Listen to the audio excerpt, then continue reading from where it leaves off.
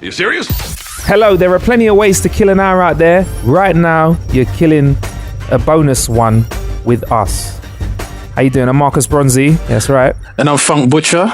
Hey, Funk, where have you been, man? I've been to the waters of Lake Minnetonka. Little hiatus, just working On numerous projects, like the evil genius that I am, but still here, still alive, still tweeting. Yeah, still tweeting. And obviously, we're not in the same area today. Your spot. I'm at my spot in the How to Kill an Hour Towers. Yeah, How to Kill an Hour Towers. I like that. Yeah. Yeah. Fun. I'm not in a good mood today, bro. Can I moan? Go on. Go for it. I lost my adapter for my headphones that go in my iPhone 7. So just to clarify, while Funk just laughs his life away at me.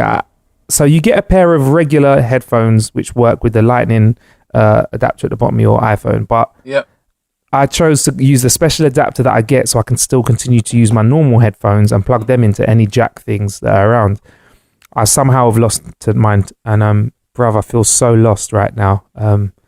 Luckily, I got some Bluetooth headphones that I use for the gym, but I kind of like the wired Apple headphones, bruv. Mm-hmm.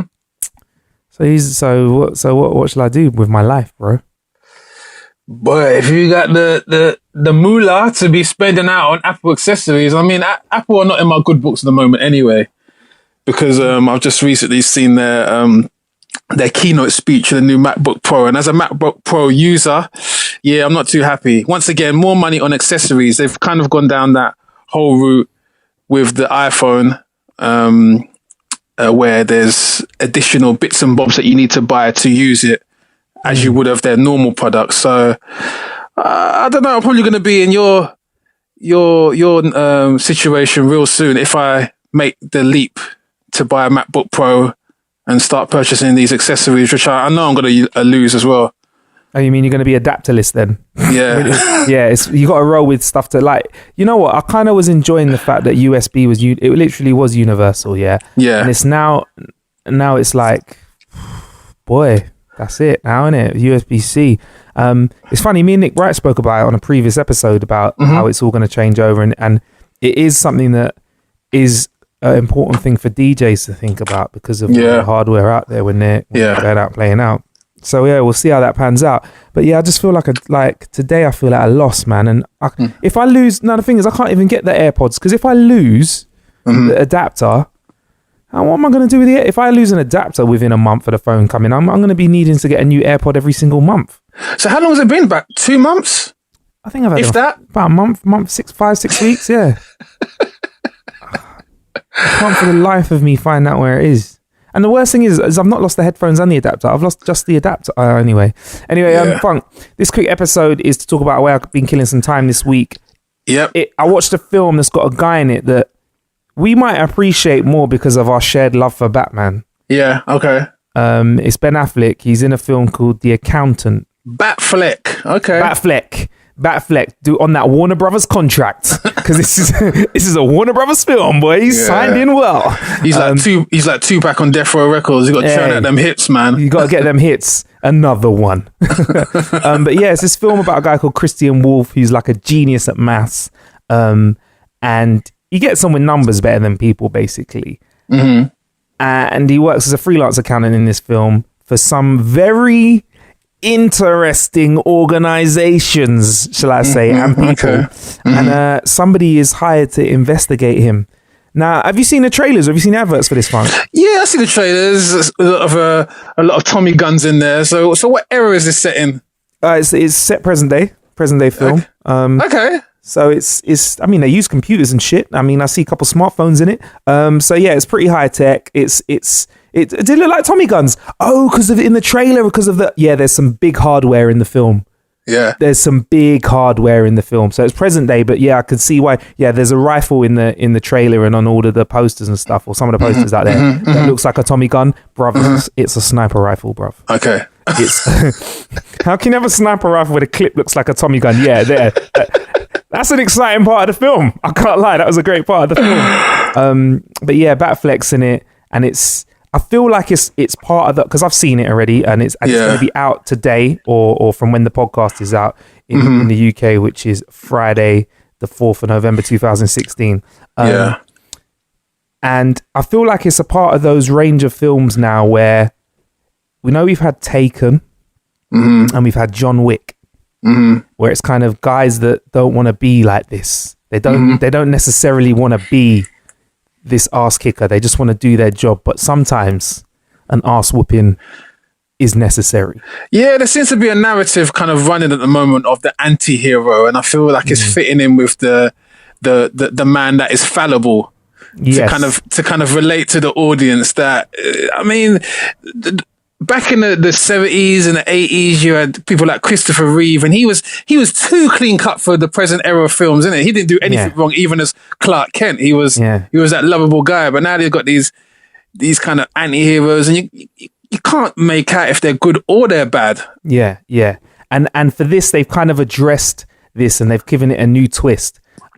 Because he's working for bad people. So in the trailer, you kind of hear them say, well, if he does all this accounting for these big people, how the hell does he get out and survive? So you must have a special skill set to do that, which you kind of see a bit of in the film. And you can see like he's holding a massive fuck off rifle in the trailers and on the posters.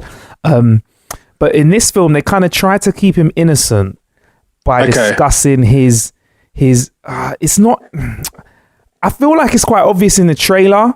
Yeah. Just saying he gets on better with numbers than he does with people suggests that he's mentally wired up differently. Okay, a bit like Rain Man. Okay, yeah, I'm in that area. I'm trying not to drop, but okay, you get what I mean. So you're in it, fun. You get what I'm saying. So fuck it, he's autistic. But okay. But at the same time, I don't know whether this is going to make people that watch it think, rah, all autistic people can be accountants for for criminals. The higher level of autism, like Asperger's. Asperger's, yeah. So it's high functioning on the spectrum. And that's an interesting dynamic they've used to kind of explain why he is how he is and how he's got into what he does. And there's a couple good little twists in it, a nice backstory. In the trailer, you kind of see his dad talking to him as a young man. But yeah, man, I watched it, and that's The Accountant out now. I mean, we've actually been sent some brain games by the crew behind it to play for. Yeah. Because we're not in front of each other, we can't really do that right now. But eventually we'll have pop some stuff up on How to Kill an Hour Instagram and Twitters and stuff like that. Anyway, Frank, that's The Accountant. Out now at 10, I'm going to give it a 7. 6.9. Why was the extra points left out? Maybe I'm resenting Ben Affleck for Batman a little bit still. That's so it leads to it. And also, you know what? A 7 ain't bad. It didn't knock my socks off. But it was great. It was a great film. But I didn't walk out of there like, what? But I thought, yeah, you know what? The Accountant, worth a squirt. Good old Batfleck, done his thing. Nice. But yeah, we been on movie wise anyway, Funk? Yeah, I've been at home. Not mobile because of a knee injury sustained from football. Yeah. Don't want to go into that too much, but that's going to be I've got an operation coming up for that soon. But I'll try to check out some games and some films on the old PlayStation 4. And one game I've been watching closely after our Marcus Meets podcast is the game Final Fantasy 15. Yes. And there's a film that they released in conjunction with the game. It came out just before the game. It's called Kingslave. Final Fantasy 15 Kingslave. And it is, like, visually, it is amazing. It's literally going to put actors out of the job. I'm sorry, I know you act as well, but when you see this film, man, I'm saying, how the hell are they doing it? It must be painstaking as well. Yeah. Not as painstaking as something I saw in the news recently about the new Van Gogh film. Oh, God. Yeah, the new Van Gogh film, which is actually hand-painted in the style of Van Gogh's pictures, the whole film. And it's literally, I think it took well over 10 years to make. But I'm not sure this film took this long, but when you look at it visually, it is incredible.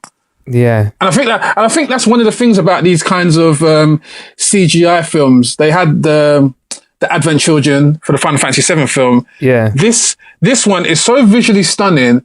It actually prevents you from absorbing what is actually going within the storyline because you're still blown away. Wow. So it's going to be that strong visually that you're going to have to struggle to keep on point. With, well, the film's out. I've seen it. Yeah. Yeah. Oh, is it? Yeah. So the film is incredible. Basically, it talks about the characters of this kingdom. Another fictional, because every Final Fantasy universe is different. This Final Fantasy kingdom is set in a place called Niflheim. Niflheim? And Niflheim. Yeah, sounds very German. But this King Regis, who's the overarching king of this kingdom, and he has some sort of magical qualities, or he has a link to this sort of magical energy, and his mortality will reflect on the well-being of the city. Kind of like there's this big force field which protects them from invaders and intruders, and there's some sort of kind of peace treaty going in there. So there's a political element of two societies kind of bridging some sort of dialogue for everlasting peace. Yeah. And then something goes wrong. But it's got some real notable voices in there. I think Sean Bean is the voice of King Regis. Mm-hmm. They've got the voice of Aaron Paul from Breaking Bad fame. And you've got Lena Headey as well. Lena Headey. She's the voice of the female protagonist, Luna Freya. And Lena and obviously Sean were both recently in, where were they both in? Game of Thrones. Game of Thrones. Do you know what, Funk? I've actually just had a quick look at the flipping trailer for it. I cannot believe the visuals, man. Yeah. So the CGI levels, you can just about tell that they're not real.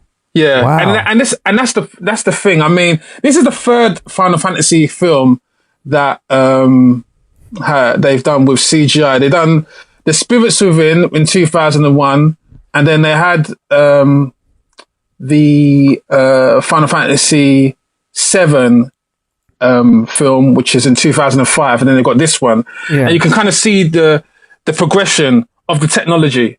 It's incredible. Like you said, you're watching it, and then you're probably not going to have to rewatch it to absorb the storyline, because the first time you're watching it, you're trying to find out, is this live action? Is this completely all CGI? Or I'd love to know more about the process of development in this game. And obviously they must have done some motion capturing there, but the amount of motion capture that you need to make flipping hell to make something like that is absolutely amazing. Yeah. So story wise as well, I mean, what would you give it? You know, you want to round it up out of 5. I know I just did out of 10. We usually do out of 5. Out of 5, what would you give it? Well, this is the thing. I'm watching this prior to actually playing the game, which is out later this month. Mm-hmm. So I'm literally going in dry, pause. And I don't know anything about the storyline apart from what I've read online and so forth. And the short trailer, the short demo that I played a couple months back, that PlayStation and was on the PlayStation store. Mm-hmm. But aside from that, the story it seems like it's a very, very good introduction to a quite epic story, similar to Final Fantasy VII, which I kind of predicted on the Marcus Meets podcast that I said Final Fantasy 50. It does seem like it's going to be a big one for the history books. You did probably say going to get So probably when it comes out, it's going to get the 10s in all the reviews and all that. I can see that happening. All right, but that's Kingslave, Final Fantasy 15. I'd give it a 9 out of 10. Visually, it's a 15 out of 10. But for a film coming off the back of a video game, very, very, very, very good storyline. 9 out of 10 for me. 15 out of 10 visually as well. Yeah. Wicked. All right, Funk. Cheers for that, man. Honestly, but I hope the leg gets better, man, and we can hook up in person when we're killing hours in the future. You get me? Yes. So if you're worried about where Funk's been, now you know. And see, I didn't want to talk about the knee until you brought it up, because, some people are like, they want to be strong all the time. You're like, you know, like the president, if he has a cold, nobody knows.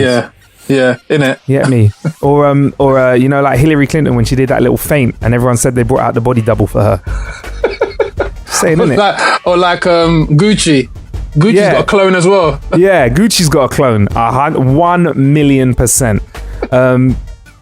But yeah, anyway, all right, thanks, Funk Man, and stay blessed. And there's plenty of ways to kill an hour out there. You've been killing one with me, Marcus Bronzy. And me, Funk Butcher. Stay blessed.